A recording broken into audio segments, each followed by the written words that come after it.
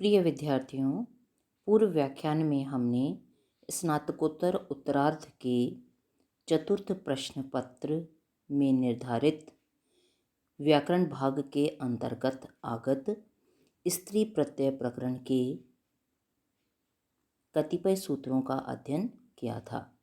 उसी क्रम में आगे बढ़ते हुए हम अगले सूत्र सूर्याद देवतायाम चाप वाच्यः से अपना अध्ययन प्रारंभ करते हैं।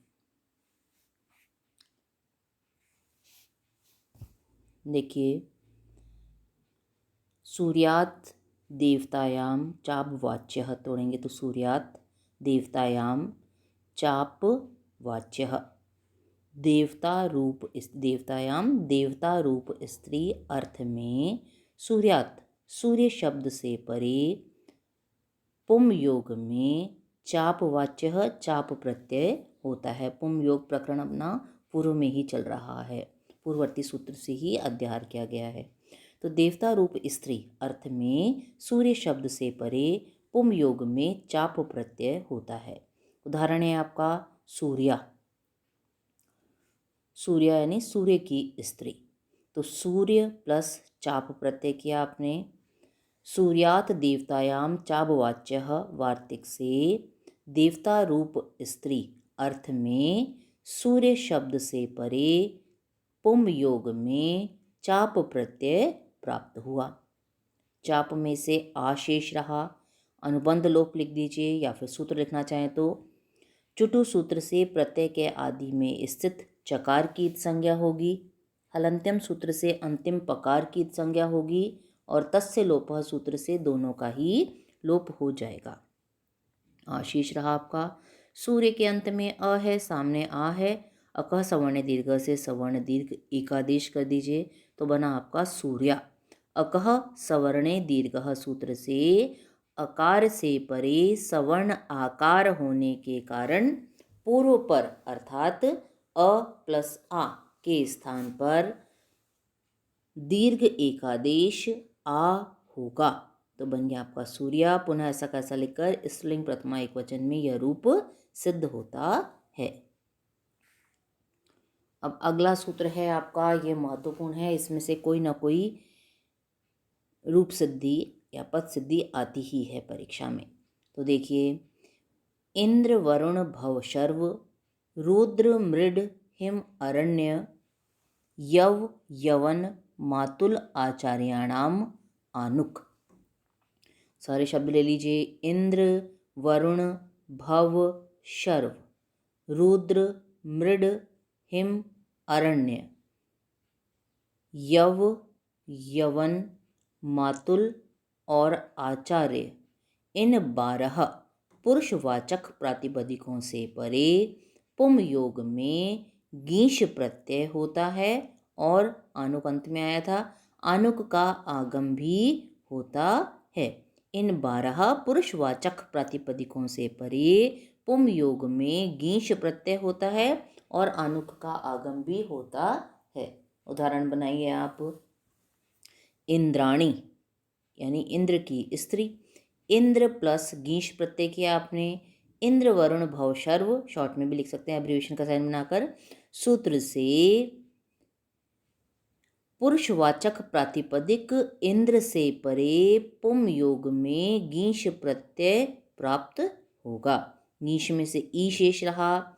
लशक व तद्धिते सूत्र से प्रत्यय के आदि में स्थित घकार की संज्ञा, हलंत्यम सूत्र से अंतिम शकार की संज्ञा और तस्य लोप से दोनों का लोप हो गया, या फिर अनुबंध लोप भी आप लिख सकते हैं। अब पुनः इसी सूत्र से आनुक का आगम कर दीजिए। इंद्र आनुक प्लस ई, सामने सूत्र दे दिया इंद्र वरुण भव शर्व, सूत्र से ही पुरुषवाचक प्रातिपदिक इंद्र से परे आनुक प्रत्यय का आगम होगा। ठीक है। अब आनुक में से आ और न हलंत शेष बचा। उपदेशे अजनासिक इत सूत्र से उकार की संज्ञा, हलंत्यम सूत्र से अंतिम ककार की संज्ञा और तस्य लोप से आपने दोनों का ही लोप कर दिया, या अनुबंध लोप भी आप लिख सकते हैं। तो अलग अलग मिलाइए। इंद्र और आनी, इंद्र के अंत में अ है, सामने आ है, अका सवर्ण दीर्घ से सवर्ण दीर्घ का आदेश कर दीजिए तो इंद्रानी बन गया। अगली पंक्ति में नकार के स्थान पर ण कर दीजिए। अच कुप्वांग नुम व्यवय अपि सूत्र से नकार के स्थान पर णकार आदेश होगा। इति सिद्धम। इंद्राणी हो गया अब आपका। अगला उदाहरण है इसका वरुणानी। वरुण प्लस गीश प्रत्यय। इंद्र वरुण भवशर्व सूत्र से पुरुषवाचक प्रातिपदिक वरुण से परे पुम योग में गीश प्रत्यय। गीश में से ई बचा आपका, सामने अनुबंध लोप या तीनों सूत्र वही देंगे। लशक उदयते हलंत्यम और तस्य लोपः। अब आनुक का आगम कर दीजिए। वरुण आनुक प्लस ई। इंद्र वरुण भवशर्व सूत्र से ही वरुण शब्द से परे आनुक का भी आगम होगा। आनुक में से आन शेष बचा, सामने अनुबंध लोप लिख दीजिए या फिर उपदेशे अजनाचिक इत सूत्र से उकार की संज्ञा, हलंत्यम सूत्र से अंतिम ककार की संज्ञा और तस्य लोप से दोनों का लोप कर दीजिए। अलग अलग मिला दीजिए। वरुण और आनी बन गया आपका। इसके सामने कोई सूत्र नहीं लिखना, केवल आपने मिलाया है, कुछ काम नहीं किया।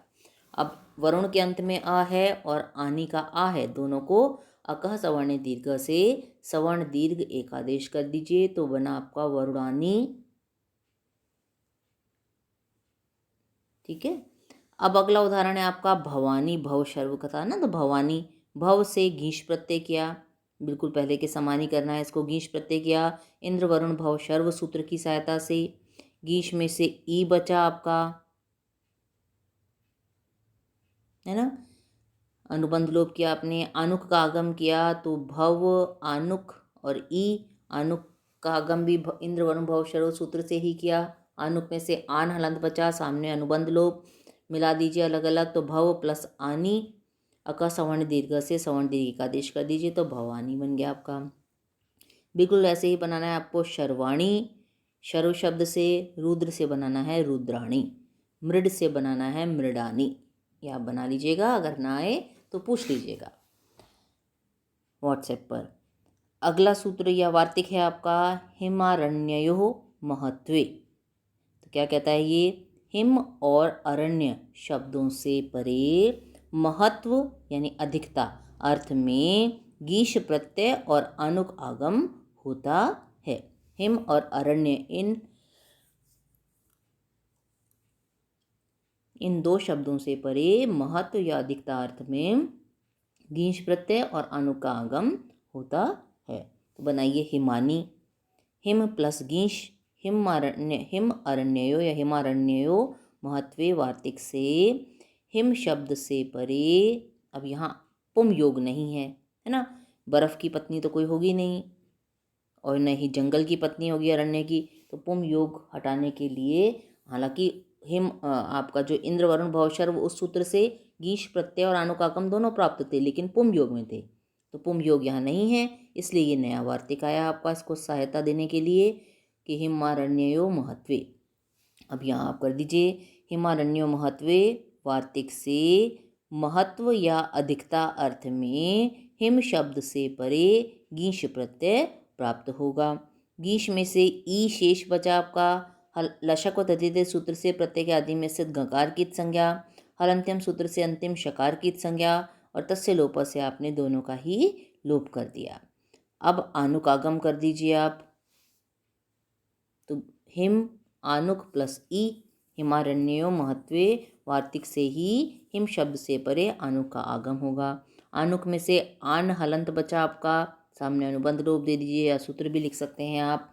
उपदेशे सूत्र से उकार की संज्ञा, हलंत्यम से अंतिम ककार की संज्ञा, तस्य लोप से दोनों का लोप कर दिया। अलग अलग मिला दीजिए। हिम प्लस आनी, इसके सामने कोई सूत्र नहीं देना। अब हिम के अंत में अ है, सामने आनी का आ है, दोनों को मिला दीजिए, सवर्ण दीर्घ का आदेश कर दीजिए तो हिमानी।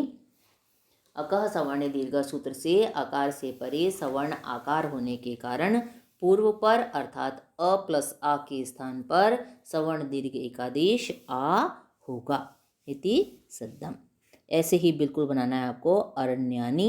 अरण्य प्लस गीश हिमारण्यो महत्व वार्तिक से महत्व या अधिकता अर्थ में अरण्य प्रातिपदिक से परे गीश प्रत्यय। गीश में से ई बचा आपका, सामने अनुबंध लोप लिखा।